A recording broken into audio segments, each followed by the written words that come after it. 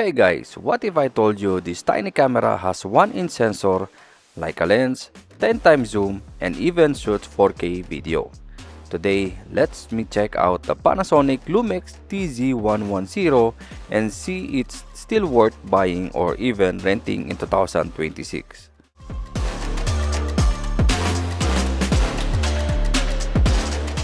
Hello everyone, welcome back to the channel. I'm Rapi Sam Steel. Today we're taking a look at one of Panasonic's most underrated compact cameras, the Lumix TZ110, also known as the ZS100 in some countries. At first glance, it looks like an ordinary point and shoot, but don't let the size fool you.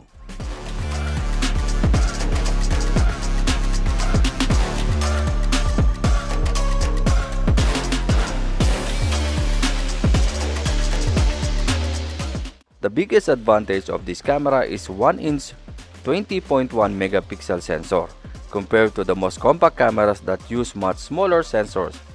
This one gives you much better dynamic range, cleaner low light performance, and a nice natural background separation.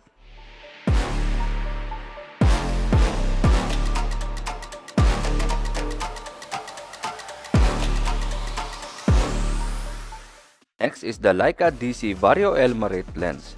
It has 10 times optical zoom, equivalent to 25mm all the way to 250mm. That means you can shoot wide landscape, street photography, portraits, and even zoom in the distant subject, all without changing lenses.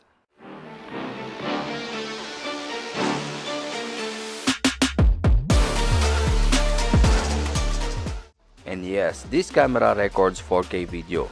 You also get Panasonic famous 4K photo mode, where you can capture the perfect moment from a video sequence, and still a really useful features today.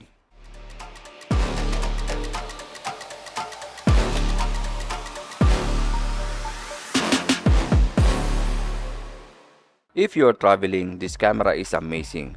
It's small enough to fit inside your pocket, lightweight enough to carry all day, and you don't need to bring a heavy camera bag.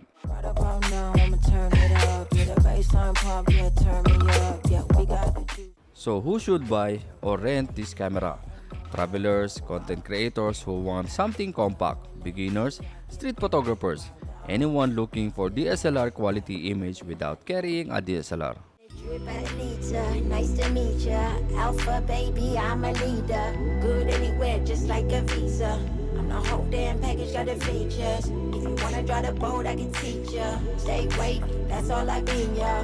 All I know is get a cream on a daily. Me and my team, we be going crazy. Like, wow, ay, ay, yeah. So next level, so you gotta bow down.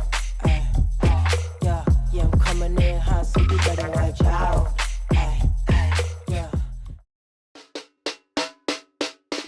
And before we end this video guys, I want to share something special. As someone who loves cameras, photography, and filmmaking, I'm starting a new journey in one of the most beautiful islands in the Philippines. Introducing Siquijor Camera House, a camera rental service made for travelers, vloggers, and creators visiting Siquijor. Soon you can rent cameras, lenses, and creator tools, from simple travel cameras, vlogging setup, up to cinematic creator packages. So even if you travel without bringing your own gear, you can still capture amazing memories, because when you visit a beautiful place like Siquijor, don't just explore the island. Capture your story.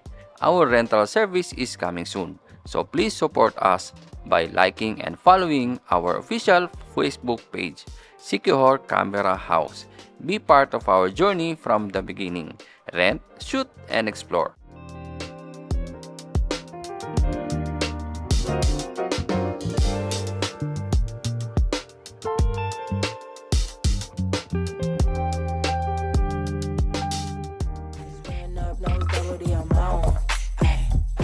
And if you are visiting to Siquijor and don't want to travel with a heavy camera, this is honestly one of my top recommendations.